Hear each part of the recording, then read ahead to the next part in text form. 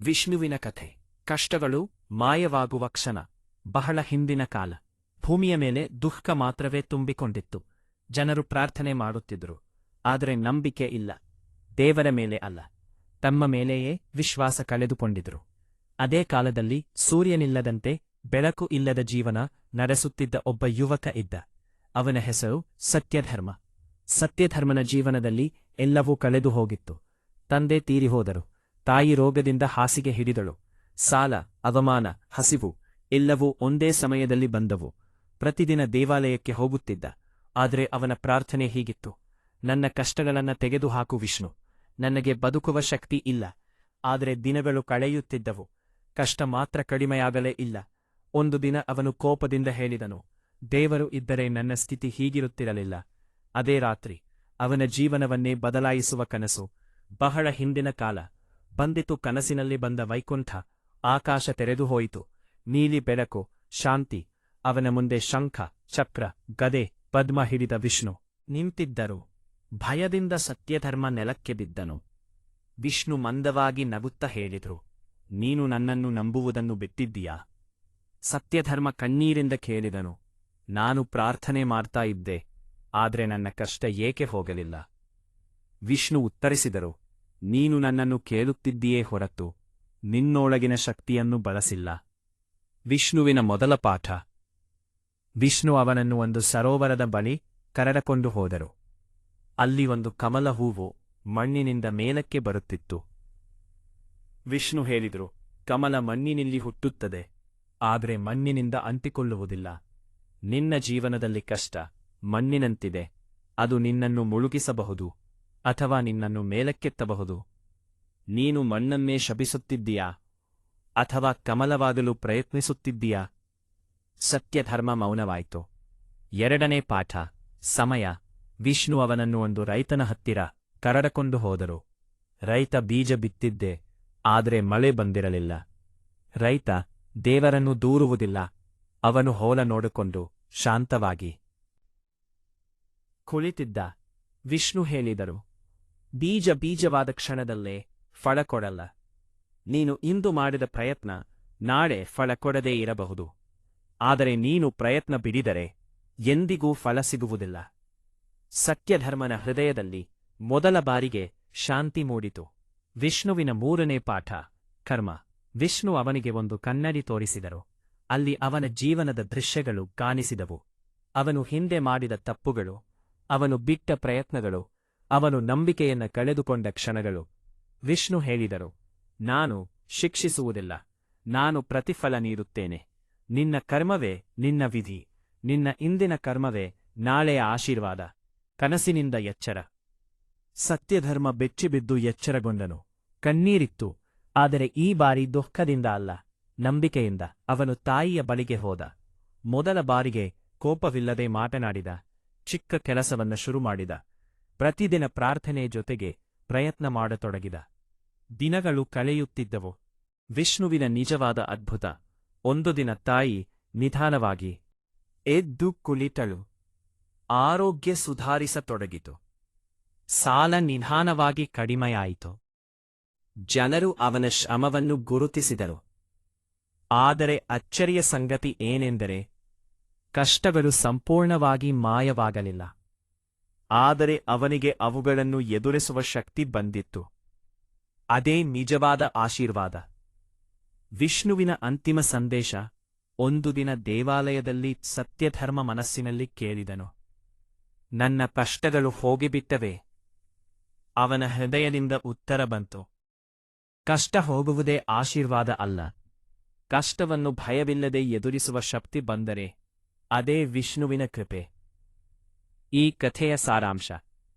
ವಿಷ್ಣು ಕಷ್ಟಗಳನ್ನು ತೆಗೆದುಹಾಕುವುದಿಲ್ಲ. ವಿಷ್ಣು ನಿನ್ನೊಳಗಿನ ಶಕ್ತಿಯನ್ನು ಎಬ್ಬಿಸುತ್ತಾನೆ.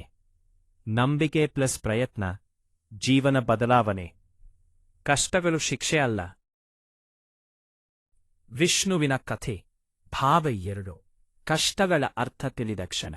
ಸತ್ಯಧರ್ಮನ ಜೀವನ ನಿಧಾನವಾಗಿ ಸರಿಯಾಗತೊಡಗಿತ್ತು. ಆದರೆ ಜೀವನ ಪರೀಕ್ಷೆ ಕೊಡೋದನ್ನೇ ನಿಲ್ಲಿಸಲ್ಲ. ಒಂದು ದಿನ ಅವನು ತನ್ನೊಳಗೆ ಪ್ರಶ್ನೆ ಕೇಳಿಕೊಂಡ, ನಾನು ಸರಿಯಾದ ದಾರಿಯಲ್ಲಿ ಇದ್ದೇನು ಆದರೂ ಏಕೆ ಮತ್ತೆ ಮತ್ತೆ ಸಮಸ್ಯೆಗಳು ಬರ್ತಿವೆ? ಅದೇ ರಾತ್ರಿ ಮತ್ತೊಮ್ಮೆ ಕನಸಿನಲ್ಲಿ ವಿಷ್ಣು ಪ್ರತ್ಯಕ್ಷರಾದರು. ಈ ಬಾರಿ ವಿಷ್ಣುವಿನ ಮುಖದಲ್ಲಿ ಗಂಭೀರತೆ ಇತ್ತು. ವಿಷ್ಣು ಕೇಳಿದ ಪ್ರಶ್ನೆ. ವಿಷ್ಣು ಸತ್ಯಧರ್ಮನತ್ತ ನೋಡಿ ಹೇಳಿದ್ರು, ನೀನು ಕಷ್ಟ ಹೋಗಬೇಕು ಅಂತ ಪ್ರಾರ್ಥನೆ ಮಾಡ್ತೀಯಾ ಅಥವಾ ನೀನು ಬದಲಾಗಬೇಕು ಅಂತ ಪ್ರಾರ್ಥನೆ ಮಾಡ್ತೀಯಾ? ಸತ್ಯಧರ್ಮ ಉತ್ತರಿಸಲೇ ಇಲ್ಲ. ಯಾಕೆಂದರೆ ಅವನಿಗೆ ಸತ್ಯ ಗೊತ್ತಿತ್ತು. ಅವನು ಕಷ್ಟ ಹೋಗಲಿ ಅಂತ ಮಾತ್ರ ಬೇಡಪಡಿದ್ದ. ತಾನು ಬದಲಾಗಲು ಪೂರ್ಣವಾಗಿ ಸಿದ್ಧನಾಗಿರಲಿಲ್ಲ. ವಿಷ್ಣುವಿನ 4ನೇ ಪಾಠ, ತಾಳ್ಮೆ. ವಿಷ್ಣು ಅವನನ್ನು ಒಂದು ಪರ್ವತದ ಮೇಲೆ ಕರೆದುಕೊಂಡು ಹೋದರು. ಅಲ್ಲಿ ಒಂದು ಚಿಕ್ಕ ನೀರಿನ ಹನಿ ಕಲ್ಲಿನ ಮೇಲೆ ಬೀಳುತ್ತಿತ್ತು. ಕೇಳಿದ, ಇದರಿಂದ ಏನು ಪ್ರಯೋಜನ? ವಿಷ್ಣು ಹೇಳಿದರು, ಈ ಹನಿ ಪ್ರತಿದಿನ ಬೀಳುತ್ತಾ ಇದ್ದರೆ ಒಂದು ದಿನ ಕಲ್ಲನ್ನೇ ಒಡೆಯುತ್ತದೆ. ಬಲವೇ ದೊಡ್ಡದಲ್ಲ, ನಿರಂತರತೆಯೇ ದೊಡ್ಡದು. ನೀನು 2 ದಿನ ಪ್ರಯತ್ನ ಮಾಡಿ ಫಲ ಬರಲಿಲ್ಲ ಅಂದ್ರೆ ನಿಲ್ಲಿಸುತ್ತೀಯಾ? ಆದರೆ ಜೀವನ ಹೀಗಲ್ಲ. 5ನೇ ಪಾಠ, ಹೋಲಿಕೆ, ಕಂಪ್ಯಾರಿಸನ್. ಅಷ್ಟರಲ್ಲಿ ಇನ್ನೊಬ್ಬ ಯುವಕನ ಜೀವನವನ್ನು ತೋರಿಸಿದರು. ಅವನ ಬಳಿ ಹಣ ಇತ್ತು, ಗೌರವ ಇತ್ತು, ಸುಖ ಇತ್ತು. ಸತ್ಯಧರ್ಮನ ಮನಸ್ಸಿನಲ್ಲಿ ಅಸೂಯೆ ಬಂತು. ವಿಷ್ಣು ತಕ್ಷಣ ಹೇಳಿದರು, ನೀನು ಅವನ ಮೊದಲ ಅಧ್ಯಾಯ ನೋಡುತ್ತಿದ್ದೀಯಾ, ಆದರೆ ಅವನ ಕೊನೆಯ ಅಧ್ಯಾಯವನ್ನು ನೋಡಿಲ್ಲ. ನೀನು ನಿನ್ನ ಜೀವನವನ್ನು ಬೇರೆಯವರ ಹೈಲೈಟ್ ಜೊತೆ ಹೋಲಿಸುತ್ತಿದ್ದೀಯಾ? ಹೋಲಿಕೆ ನಿನ್ನ ಶಾಂತಿಯನ್ನು ಕದ್ದುಕೊಳ್ಳುತ್ತದೆ. ಆ ಕ್ಷಣದಲ್ಲಿ ಸತ್ಯಧರ್ಮನ ಹೃದಯ ಹಗುರವಾಯಿತು. 6ನೆಯ ಪಾಠ, ನಷ್ಟ. ವಿಷ್ಣು ಕೇಳಿದರು, ನೀನು ಏನು ಕಳೆದುಕೊಂಡಿದ್ದೀಯಾ? ಸತ್ಯಧರ್ಮ ಹೇಳಿದ, ತಂದೆ, ಸಮಯ, ಅವಕಾಶ. ವಿಷ್ಣು ಉತ್ತರಿಸಿದರು, ನಷ್ಟ ನಿನ್ನ ಜೀವನದ ಅಂತ್ಯ ಅಲ್ಲ. ನೀನು ಕಳೆದುಕೊಂಡದ್ದೇ ನಿನ್ನನ್ನು ಆಳವಾದ ವ್ಯಕ್ತಿಯಾಗಿಸಿದೆ. ನಷ್ಟ ಇಲ್ಲದಿದ್ದರೆ ನೀನು ದೇವರನ್ನು ಹುಡುಕಲೇ ಇಲ್ಲ. ವಿಷ್ಣುವಿನ ಅತ್ಯಂತ ಗಂಭೀರ ಮಾತು. ವಿಷ್ಣು ನಿಧಾನವಾಗಿ ಹೇಳಿದರು, ನಾನು ಎಲ್ಲರಿಗೂ ಸುಖ ಕೊಡುವುದಿಲ್ಲ, ಆದರೆ ನಾನು ಯಾರನ್ನೂ ಖಾಲಿಹಸ್ತದಿಂದ ಕಳುಹಿಸಲ್ಲ. ಕೆಲವರಿಗೆ ಹಣ ಕೊಟ್ಟೀನಿ, ಕೆಲವರಿಗೆ ಹೆಸರು ಕೊಟ್ಟೀನಿ, ಆದರೆ ಕೆಲವರಿಗೆ ನಾನು ಮನಸ್ಸಿನ ಶಕ್ತಿಯನ್ನು ಕೊಟ್ಟೀನಿ. ಅದು ಸಿಕ್ಕವನು ಎಲ್ಲವನ್ನೂ ಮತ್ತೆ ಕಟ್ಟಬಹುದು. ವಾಸ್ತವ ಜೀವನದಲ್ಲಿ ಬದಲಾವಣೆ. ಸತ್ಯಧರ್ಮ ಎಚ್ಚರಗೊಂಡಾಗ ಅವನಲ್ಲಿ ಭಯ ಇರಲಿಲ್ಲ. ಒಂದು ದೊಡ್ಡ ನಷ್ಟವಾಯಿತು. ಅವನು ಮಾಡುತ್ತಿದ್ದ ಕೆಲಸ ವಿಫಲವಾಯಿತು. ಹಿಂದಿನ ಸತ್ಯಧರ್ಮ ಇದ್ದಿದ್ದರೆ ಅವನು ಕುಸಿದು ಹೋಗುತ್ತಿದ್ದ. ಆದರೆ ಈಗ ಅವನು ಹೇಳಿಕೊಂಡ, ನನ್ನ ಅಂತ್ಯ ಅಲ್ಲ, ಇದು ನನ್ನ ತರಬೇತಿ. ಅವನು ಮತ್ತೆ ಶುರು ಮಾಡಿದ, ಚಿಕ್ಕದಾಗಿ, ಶಾಂತವಾಗಿ, ನಿರಂತರವಾಗಿ. ವಿಷ್ಣು ಮತ್ತೆ ಬಂದಿಲ್ಲ. ಅದಾದ ನಂತರ ವಿಷ್ಣು ಕನಸಿನಲ್ಲಿ ಕಾಣಿಸಲಿಲ್ಲ. ಆದರೆ ಸತ್ಯಧರ್ಮ ಪ್ರತಿದಿನ ಅವನೊಳಗೆ ಒಂದು ಧ್ವನಿ ಕೇಳುತ್ತಿದ್ದ, ನಿಲ್ಲಬೇಡ, ನೀನು ಸಾಧ್ಯ, ನೀನು ಒಬ್ಬನೇ ಅಲ್ಲ. ಅದೇ ವಿಷ್ಣುವಿನ ನಿಜವಾದ ಸಾನ್ನಿಧ್ಯ. ಭಾಗ 2 ಸಾರಾಂಶ. ಕಷ್ಟ ಹೋಗುವುದಕ್ಕಿಂತ ನೀನು ಬದಲಾಗುವುದು ಮುಖ್ಯ. ತಾಳ್ಮೆ ಅದ್ಭುತ. ಹೋಲಿಕೆ ಶಾಂತಿಯ ಶತ್ರು. ನಷ್ಟ ಪಾಠ, ಶಿಕ್ಷೆ ಅಲ್ಲ. ವಿಷ್ಣುವಿನ ಕಥೆ. ಭಾಗ 3. ಭಯ, ಮೌನ ಮತ್ತು ಕೊನೆಯ ಪರೀಕ್ಷೆ. ಈಗ ಸತ್ಯಧರ್ಮನ ಜೀವನದಲ್ಲಿ ಒಂದು ವಿಚಿತ್ರ ಶಾಂತಿ ಇತ್ತು. ಸಮಸ್ಯೆಗಳು ಇತ್ತೇ ಇದ್ದವು, ಆದರೆ ಅವು ಅವನನ್ನು ಕದಡುತ್ತಿರಲಿಲ್ಲ. ಆದರೆ ದೇವರು ಕೊಡುವ ದೊಡ್ಡ ಆಶೀರ್ವಾದಕ್ಕಿಂತ ಮೊದಲು ಒಂದು ಕೊನೆಯ ಪರೀಕ್ಷೆ ಬರುತ್ತದೆ. ಸತ್ಯಧರ್ಮ ಅದನ್ನು ತಿಳಿದಿರಲಿಲ್ಲ. ಭಯ ಬಂತು. ದೇವರು ಮೌನವಾದ. ಒಂದು ರಾತ್ರಿ ಅವನ ತಾಯಿ ಮತ್ತೆ ಅಸ್ವಸ್ಥಳಾದಳು. ಈ ಬಾರಿ ವೈದ್ಯರು ಸ್ಪಷ್ಟವಾಗಿ ಹೇಳಿದರು, ನಾವು ಪ್ರಯತ್ನ ಮಾಡುತ್ತೀವಿ, ಆದರೆ ಖಚಿತತೆ ಕೊಡಲು ಆಗಲ್ಲ. ಸತ್ಯಧರ್ಮ ದೇವಾಲಯಕ್ಕೆ ಹೋದ. ಆದರೆ ಈ ಬಾರಿ ಪ್ರಾರ್ಥನೆ ಬರಲಿಲ್ಲ. ದೇವರು ಮೌನವಾಗಿದ್ದರು. ಅವನ ಕೇಳಿದ, ನಾನು ಇಷ್ಟು ಬದಲಾಗಿದ್ದೇನೆ, ಇನ್ನೂ ಏಕೆ ಪರೀಕ್ಷೆ? ಉತ್ತರ ಬಂತಿಲ್ಲ. ವಿಷ್ಣುವಿನ ಮೌನದ ಅರ್ಥ. ಅದೇ ರಾತ್ರಿ ಕನಸಿನಲ್ಲಿ ವಿಷ್ಣು ಕಾಣಿಸಲಿಲ್ಲ. ಬದಲಾಗಿ ಒಂದು ದೃಶ್ಯ. ಒಬ್ಬ ಗುರು ಶಿಷ್ಯನನ್ನು ಪರ್ವತದ ಮೇಲೆ ಒಬ್ಬನೇ ಬಿಟ್ಟು ಹೋಗಿದ್ದ. ಶಿಷ್ಯ ಕೂಗುತ್ತಿದ್ದ, ಗುರುವೇ, ನನಗೆ ದಾರಿ ಗೊತ್ತಿಲ್ಲ. ಆದರೆ ಗುರು ಉತ್ತರಿಸಲಿಲ್ಲ. ಶುರು ಮಾಡಿದ, ತಪ್ಪು ಮಾಡಿದ, ಬಿದ್ದ, ಮತ್ತೆ ಎದ್ದ, ಕೊನೆಗೆ ಪರ್ವತದ ಅಕ್ಕಪಕ್ಕ ದಾಟಿದ. ಆಗ ಗುರು ಮುಂದೆ ನಿಂತು ಹೇಳಿದು, ನಾನು ಮೌನವಾಗಿದ್ದೆ, ನೀನು ನಿನ್ನ ಶಕ್ತಿಯನ್ನ ಕೇಳಲು. ಸತ್ಯಧರ್ಮನ ಒಳಗಿನ ಧೈರ್ಯ. ಸತ್ಯಧರ್ಮ ಎಚ್ಚರಗೊಂಡಾಗ ಅವನಿಗೆ ಅರ್ಥವಾಯಿತು. ದೇವರು ಮೌನವಾದಾಗ ನನ್ನೊಳಗಿನ ಧೈರ್ಯ ಮಾತನಾಡಬೇಕು. ಅವನು ಅತ್ತಿಲ್ಲ, ಆತಂಕದಲ್ಲೂ ಕುಸಿಯಲಿಲ್ಲ. ತಾಯಿಯ ಕೈ ಹಿಡಿದು ಹೇಳಿದ, ನಾನು ಇಲ್ಲಿದ್ದೀನಿ, ಏನಾದರೂ ಆಗಲಿ, ನಾನು ನಿಲ್ಲಲ್ಲ. ಅತ್ಯಂತ ಕಠಿಣ ದಿನಗಳು. ಕೆಲವು ದಿನಗಳು ತುಂಬಾ ಕಷ್ಟವಾದವು. ಹಣ ಇರಲಿಲ್ಲ, ನಿದ್ದೆ ಇರಲಿಲ್ಲ, ಭಯ ಮಾತ್ರ ಇತ್ತು. ಆದರೆ ಒಂದು ವಿಷಯ ಬದಲಾಗಿತ್ತು. ಅವನು ತನ್ನನ್ನೇ ನಂಬುತ್ತಿದ್ದ. ಅವನು ಪ್ರತಿದಿನ ಹೇಳಿಕೊಳ್ಳುತ್ತಿದ್ದ, ನನ್ನ ಜೀವನವನ್ನು ನಾನು ಬಿಟ್ಟುಕೊಡಲ್ಲ. ವಿಷ್ಣುವಿನ ಅಂತಿಮ ಪರೀಕ್ಷೆ. ಒಂದು ರಾತ್ರಿ ಕನಸಿನಲ್ಲಿ ವಿಷ್ಣು ಕೊನೆಗೂ ಪ್ರತ್ಯಕ್ಷರಾದರು. ಈ ಬಾರಿ ಅವರು ಕೇಳಲಿಲ್ಲ, ಉಪದೇಶ ಕೊಡಲಿಲ್ಲ. ಒಂದೇ ಪ್ರಶ್ನೆ ಕೇಳಿದರು, ನೀನು ನನಗೆ ಬೇಕಾ ಅಥವಾ ನಿನ್ನೊಳಗಿನ ಶಕ್ತಿಗೆ ಬೇಕಾ? ಸತ್ಯಧರ್ಮ ಶಾಂತವಾಗಿ ಉತ್ತರಿಸಿದ, ನನ್ನೊಳಗಿನ ಶಕ್ತಿಯೇ ನೀನು. ವಿಷ್ಣು ನಗಿದರು. ಅದ್ಭುತ ನಡೆದ ಕ್ಷಣ. ಮುಂದಿನ ದಿನ ತಾಯಿಯ ಆರೋಗ್ಯದಲ್ಲಿ ಸುಧಾರಣೆ ಶುರುವಾಯಿತು. ಅದು ಮಾಯಾಜಾಲವಲ್ಲ, ಅದು ಸಮಯ, ಚಿಕಿತ್ಸೆ ಮತ್ತು ಸತ್ಯಧರ್ಮನ ತಾಳ್ಮೆಯ ಫಲ. ಆದರೆ ಸತ್ಯಧರ್ಮನ ಮನಸ್ಸಿನಲ್ಲಿ ಒಂದು ಭಾರ ಇಳಿದಿತ್ತು. ವಿಷ್ಣು ಹೇಳಿದ ಕೊನೆಯ ಮಾತು. ವಿಷ್ಣುವಿನ ಕಥೆ ಭಾಗ 4 ಅಂತಿಮ ಅಧ್ಯಾಯ. ಕಷ್ಟಗಳು ಮಾಯವಾದ ಕ್ಷಣ, ಆದರೆ ನಾವು ಊಹಿಸಿದ ರೀತಿಯಲ್ಲಿ ಅಲ್ಲ. ಸತ್ಯಧರ್ಮ ಈಗ ಹಿಂದಿನವನಲ್ಲ. ಅವನು ದೇವರನ್ನು ಬೇಡಿಕೊಳ್ಳವನು ಅಲ್ಲ.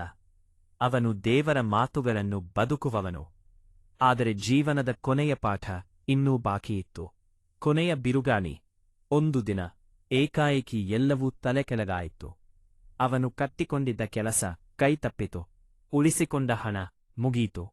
ಜನರು ದೂರ ನಿಂತರು. ಒಂದು ಕ್ಷಣ ಅವನ ಮನಸ್ಸು ಹಳೆಯದಕ್ಕೆ ಹಿಂತಿರುಗಿತು. ಇಷ್ಟೆಲ್ಲ ಕಲಿತರೂ ಜೀವನ ಮತ್ತೆ ನನ್ನನ್ನು ಒಡೆಯುತ್ತಿದೆಯಲ್ಲ. ಅವನು ದೇವಾಲಯಕ್ಕೆ ಹೋದ. ಆದರೆ ಈ ಬಾರಿ ಅಳಲಿಲ್ಲ, ಕೋಪವೂ ಇರಲಿಲ್ಲ.